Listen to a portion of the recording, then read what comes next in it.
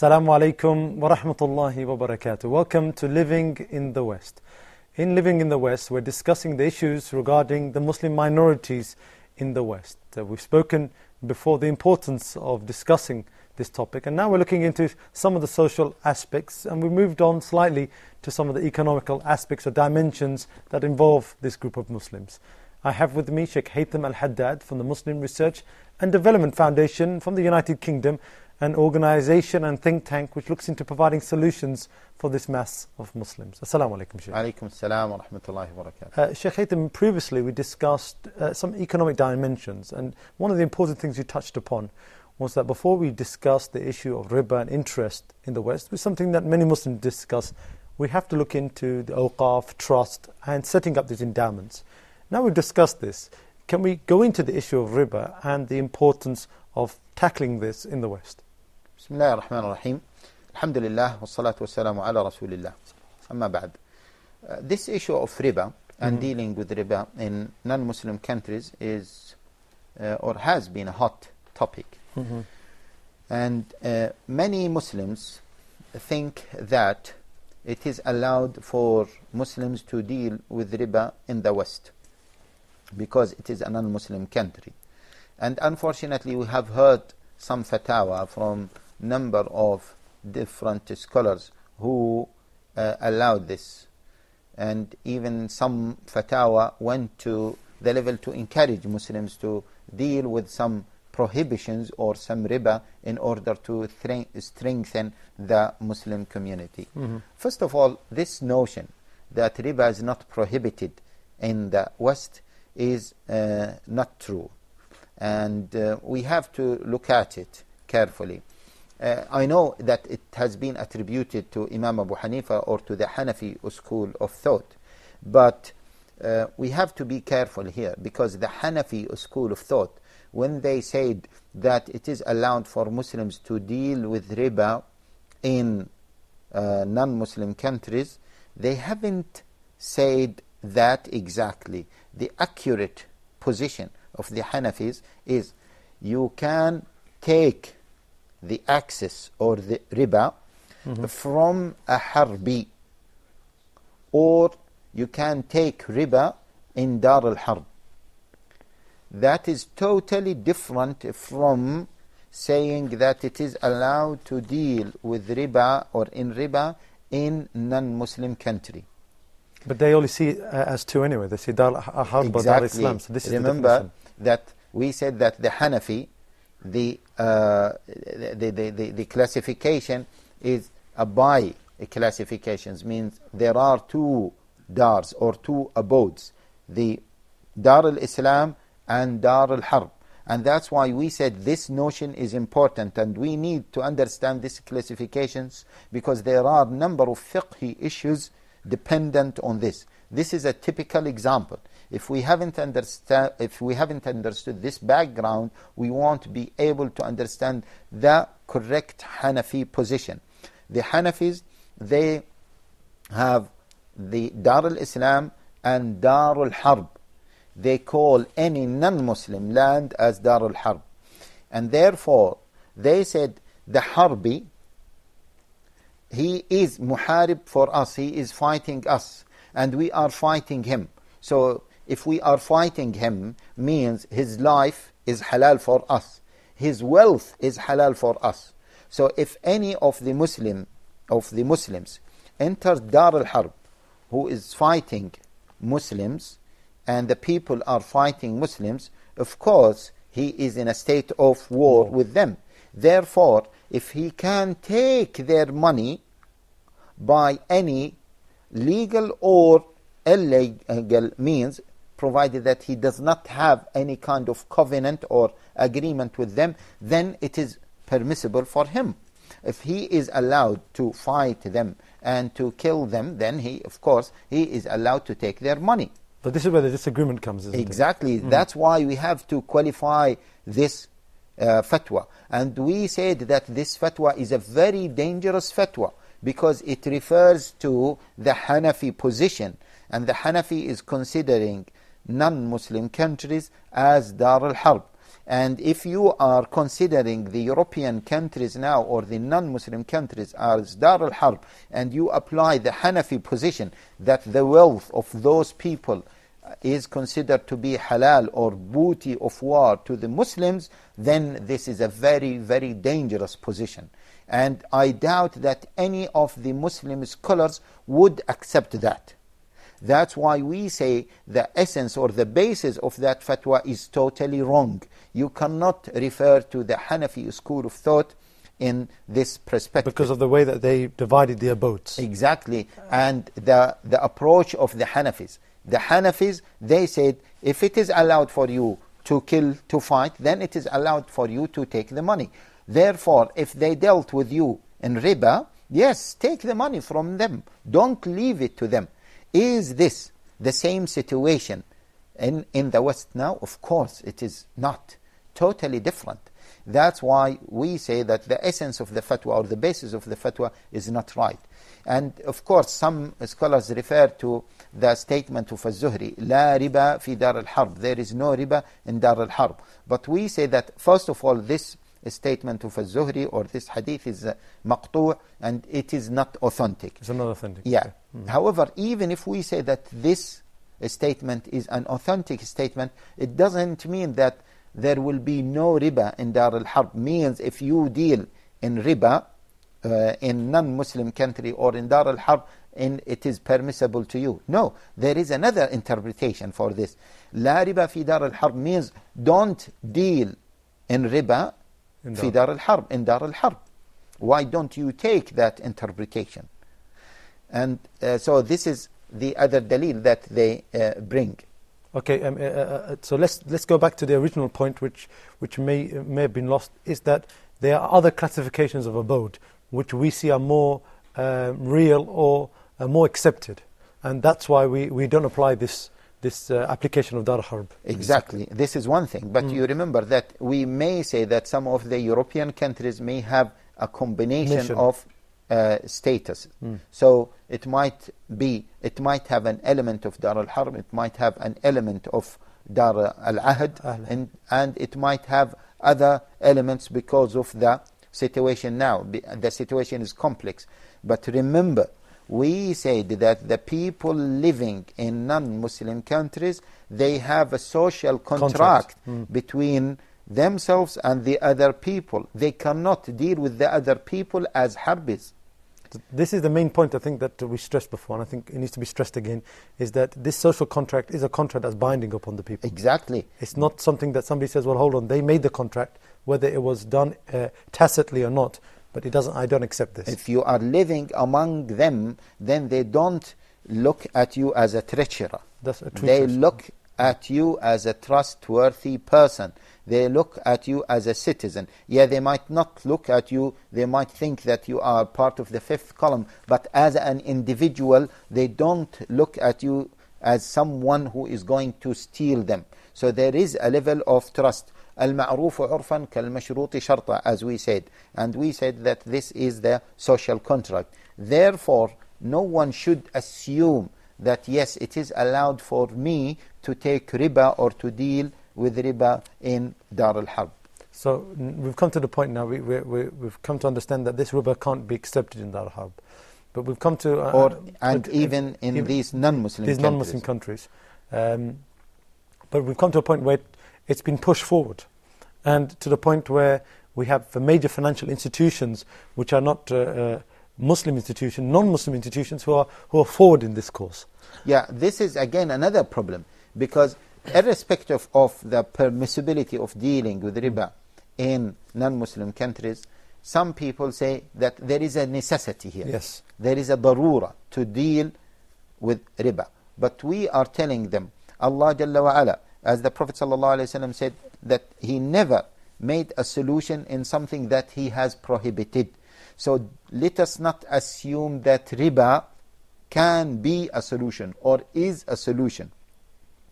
And we have seen in this financial crisis, and we have seen from before, that this capital system, because it is a riba-based system, is facing so many problems, and there are so many flaws in that system. So let us not imagine that riba may bring a solution for either Muslim communities or Muslim individuals.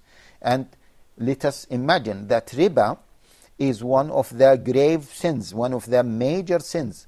The Prophet ﷺ said, Al-Kabairu Sab'a, in Hadith Abi Hurairah in As-Sahihain, Al-Kabairu Sab'a, and he mentioned wa aklu riba.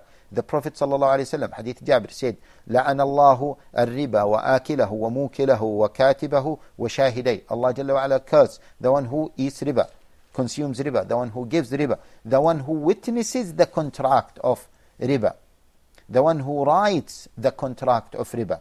So it's not an easy thing. And in the Quran, as I said, if we refer to the ayat, the verses of the economical system, I call these ayat in Surah Al-Baqarah the ayat that build the economical system in Islam. These ayat were talking about the importance of giving sadaqah. From 263 onwards. Yes, and then the ayat that talk about the prohibition of riba. In those ayat, Allah Jalla wa Ala clearly waged war against those who eat riba. Allah Jalla wa Ala says, فَإِن لَمْ تَفْعَلُوا فَأْذَنُوا بِحَرْبٍ مِّنَ اللَّهِ وَرَسُولِهِ. If you don't abstain from eating riba, then be aware that Allah and His Messenger are waging war against you. They said that Allah never waged war against anyone except in the Quran, except those who eat riba. And Hadith ibn Mas'ud radiyallahu ta'ala anhu, the one who eats riba, thinking that he will have an increase, actually كان عاقبة أمره إلى قل. Actually he will end up in a state of loss.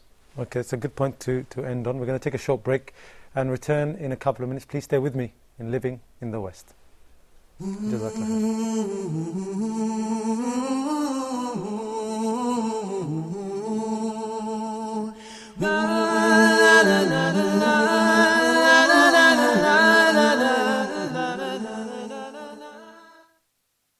لبيك اللهم لبيك لبيك اللهم لبيك لبيك لا شريك لك لبيك لا شريك لك لبيك إن الحمد Story of Hajj.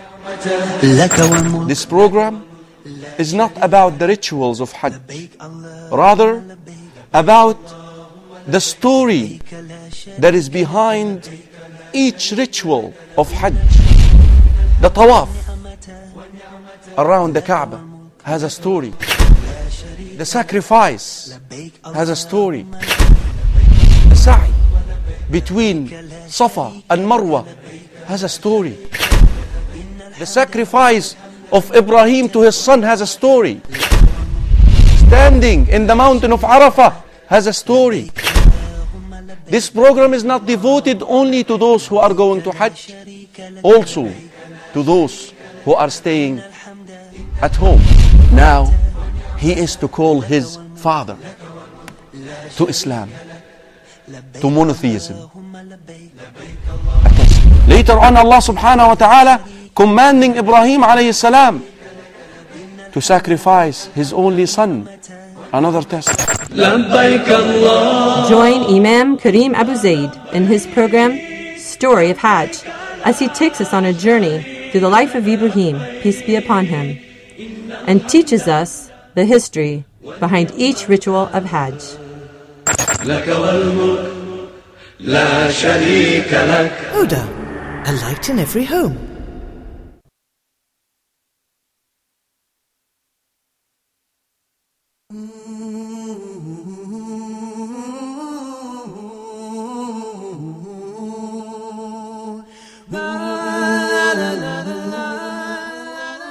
Assalamu alaikum wa rahmatullahi wa barakatuh. Welcome back to living in the West.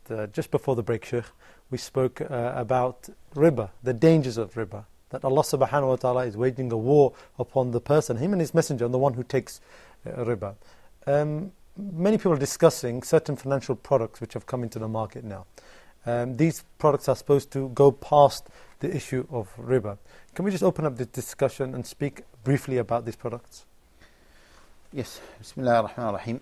There are a number of products offered now in the market, and those products, okay, they vary. Some of products are providing solutions for owning or acquiring properties.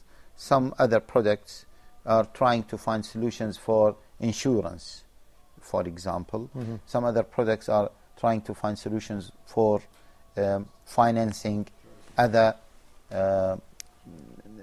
needs for Muslims. Even I heard that in some of the European countries they are trying to find solutions to finance students during their study period. Now, these products, some of them have been heavily criticized, and some of them have been successful. Now, here, when we discuss these products, of course, we cannot discuss each single product, but we will give a different description about some of those products. Many of those products are using something called tawarruq. And this tawarruq, where a person is buying something under the condition that he will sell it again. Take, for example, the issue of Islamic mortgage. Islamic mortgage is the person is identifying a property, and the bank is buying the property for the person. But the bank is buying it under the condition that the person or the client is buying it back from the bank. Now, this issue of tawarruq or murabaha, with a combination of tawarruq or three-dimension murabaha, you can look at it in different ways, it has been heavily criticized by Muslims in Muslim countries. In the West, unfortunately, this notion has been accepted because there are not many scholars who can speak about it. And there are some also pressure towards or against those scholars, and pressure against the Islamic financial institutions, that they have to compromise a little bit, and they may accept elements of unacceptable transactions in order to overcome their problems. Now, and they say we can compromise a little bit on some Islamic principles because we are living in a non-Islamic environment, and we cannot have a pure Islamic product. And we are saying to them, yes, we can compromise a little bit, but we have to be clear with which element we can compromise on and which elements we cannot compromise. And there are elements that we cannot compromise on, and once we compromise them, then we are actually expanding the problem, the scale of the problem. And that's why, some scholars, they considered this tawarruq as a hila, as a deception. And they consider this hila or this deception worse than riba itself. And there are a number of fatwas, and here maybe there is a very famous fatwa of Sheikh Ibn Uthaymeen who said that this riba, this tawarruq is a deception and is worse than normal riba. The condition is the person is entering a transaction and he is bound by law to buy the product again. And this kind of stipulated condition may make the contract as a riba-based contract, but covered with an Islamic label. That's why we have to be very careful in identifying the real Islamic products. And let us not claim that we won't be able to have a pure Islamic products in this non-Islamic system. It's one of the reasons, Sheikh Haytham, that these products are being pushed forward by certain people or accepted by certain people is because it's following the argument we said before. Some of the scholars, maybe from the Hanafi school of fiqh, and they are slightly different when they look at this topic. Is this not true? This might be a solution, and this might be a reason. The other reason is many people think that you are living in a non-Muslim country, you cannot implement Islam, so anything called Islam, just use it because it has the label Islam. Are we saying that riba can never be taken when there's a darura here? When there's a necessity? There might be some situations where riba can be used, okay? But this situation is not a situation of darura, okay? This is one thing. So we're clear on this, it's not a darura situation. It is not a situation of darura. The other thing, because riba is one of the major sins, and it affects the whole economical system.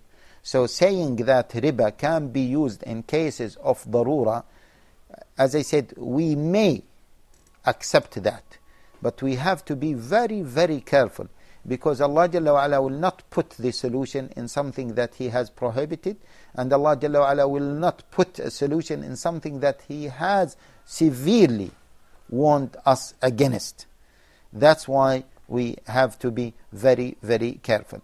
And see, the thing is, if we want to provide a role model, an example for the non-Muslim community, and they see that this Islamic mortgage looks like the conventional mortgage, then they are going to say, is this Islam?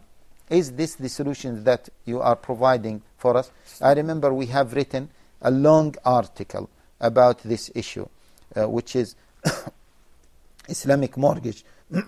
Is it a paradigm shift, okay, or is it a solution? Where can we find this article, by the way, Sheikh? Yeah, this article, it is available in this website, www.islam21c.com, means Islam in the 21st century.com. And in this article, we have explained, okay, me and Brother Tariq Diwani, that the dealing with these kind of transactions is itself a problem. It is not solving the problem. That's why we cannot say that using these transactions is a matter of a stepping stone towards the pure Islamic system. And the other problem is, if we tell people that this is halal, purely halal, then people will be happy with it, and they will not think to improve that scheme. Okay, some financial analysts say that these financial products, these Islamic products, actually in all reality, if you measure them up to the normal riba-based products, you're getting a worse deal because you're giving up more. Really. Yes. Is this so true, or is this just something that is attacking these kind of products?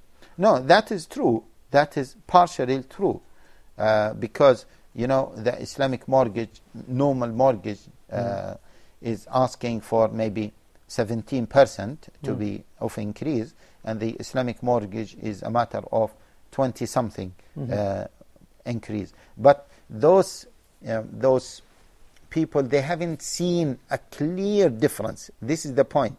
They haven't seen a clear difference between the conventional mortgage and the Islamic mortgage.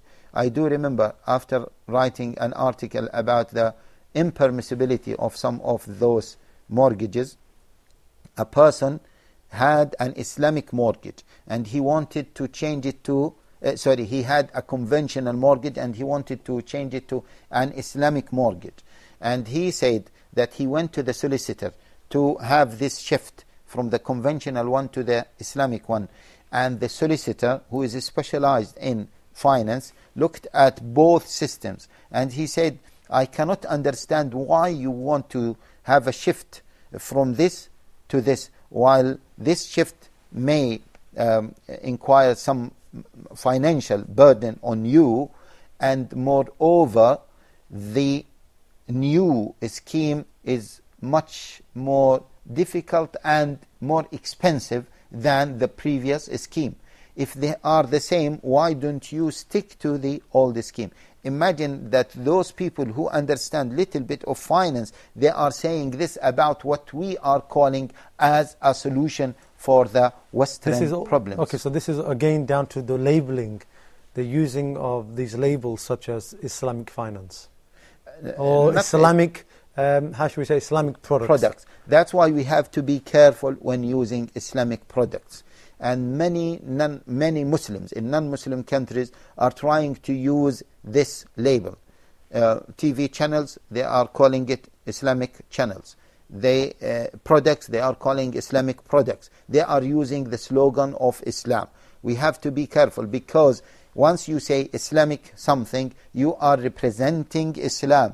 The people who are looking at it, they will consider whatever is presented here or whatever scheme is included here is a pure Islamic scheme. So you cannot mess around with that scheme, and you cannot use your personal ijtihad in calling this Islamic. It has to be a matter that most of the Ummah agree on it, that it is Islamic. So again, this goes back to several points we're going to pick up on, which are that the community has to step up and see the importance of not giving this name away. Exactly. That's the first thing, because they're giving this name away. The second thing is that the Muslim minorities must be a very important minority, because you've got major financial institutions who are running after them. So another case for the Muslim generally to understand that they are a marketing power. They're not, yes. They're not people who haven't got a power. Yeah, that is true. That is absolutely true. And the problem, the biggest problem, and we are referring always to this problem, that many Muslims have this inferiority complex, and they have this defeated mentality. Let me refer to the example of Muslims in South Africa. Muslims in South Africa are doing really well, and you will be amazed to know that the population of Muslim in South Africa is not more than 3% out of the total population. However, they have number of ministers, they have many Islamic institutions, pure Islamic institutions. Yes, they have some other institutions that might not be fully acceptable. Why? Because they have been in that country for a long period of time, and they have contributed to that society. They established their own institutions. That's why, even from a financial point of view, they are doing well. So why to say that Muslims in European countries or Muslims in Canada, in America, they can't follow that example? We can follow it. We can achieve. Let us not live as a subjugated minority. Let us live as a group of people that consider to be an integral part of that society. Well, Sheikh Haytham, I think you put that point forward, a very strong and convincing point. I hope you do join me next time in Living in the West. Assalamu alaikum wa rahmatullahi wa barakatuh.